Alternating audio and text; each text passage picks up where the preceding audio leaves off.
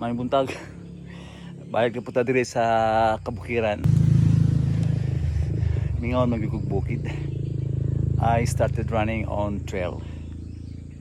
For long years, then I joined the road ultra marathon.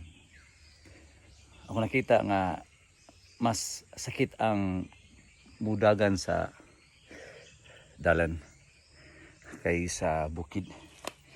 Ang bukid lang medyo delikado. Labi na akong dili kasito sa lugar. Kinahanglan magbantay gyud ka sa kanunay for safety. Mo na akong ginabuhat. Dili ko muyuko.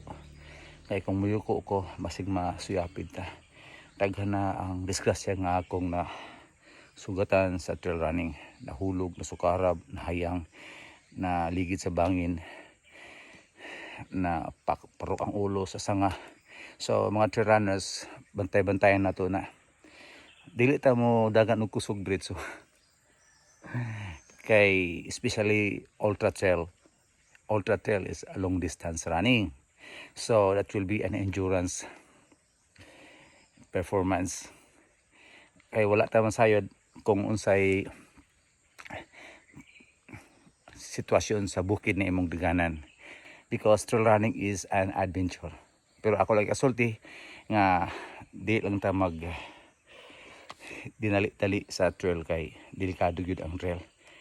Bisan gitan-aw na sa atong trail running standard, di follow na siya pero nagyapoy mga disgrasya nga moabot labi na kanang dagan sa gabi. O katong mga trail runners padayon mog dagan.